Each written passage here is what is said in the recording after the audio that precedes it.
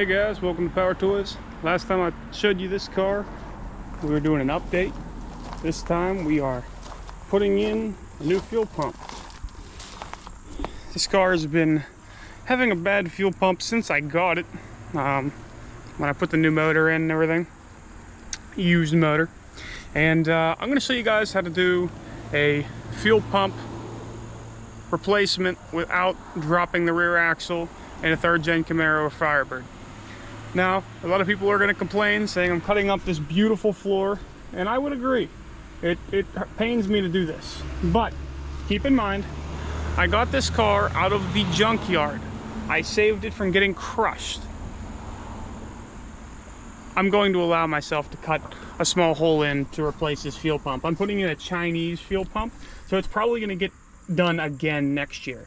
And I'm not going to drop the axle every time, and neither are you. So what we're going to have to do is make a cut. I'm going to try to do it with some tin snips, so it's a little safer than creating all those sparks. And we're going to cut out this section here. We're going to get the fuel pump lines cut, and then we'll have the new fuel pump lines. We're going to have to cut those as well, put rubber lines in between, so then we can make that work right there instead of having to reroute the new lines all down and in there.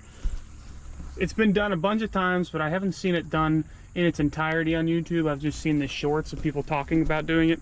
So, my first time, let's try it out, see if it's as easy as people say. Alright, now that we got that cut, you can see how crusty those lines are. If yours aren't, you can cut them right here and put some rubber hose and, you know, put 2 hose clamps on both sides. Not just one on both sides, because it'll leak. Hose clamps don't crimp down as a complete circle. So in my case, because they're so crusty, I'm going to go ahead and try to get all of them wired down, you know, fished down into there. We have to punch this ring around to get this loosened, and then we're going to cut those lines. You can see the new ones. Pretty difficult to fish through there, so probably gonna have to cut them midway, do rubber line to be able to get them in there. So to remove the lines, I'm gonna go ahead and cut them straight across, but you have to get rid of the electrical, and it plugs in on the inside, on underneath the car, where that is, right in front of the gas tank.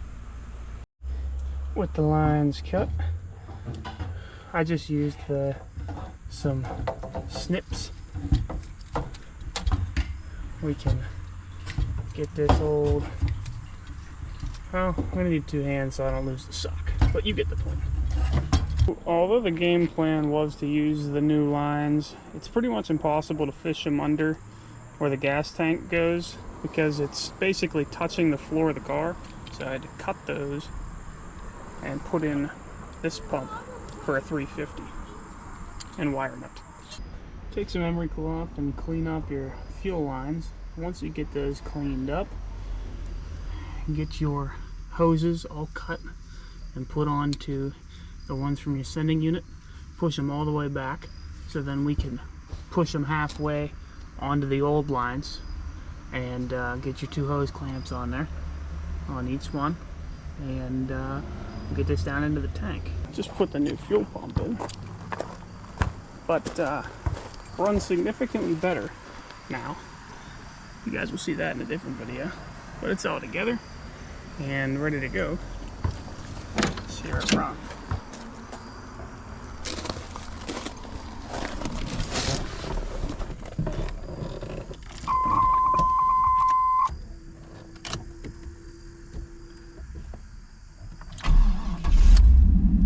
First try. If anyone has any suggestions of why my fans don't work unless my AC's on, let me know. I have my temperature sensor in, but the car doesn't get up to temp, I guess. There you go. It's running much better. You can see I put all the lines in. I didn't film it because I don't have a tripod, but put all those in, and then I tightened the ring. I'm leaving it open so I can see if it leaks in the future. But it is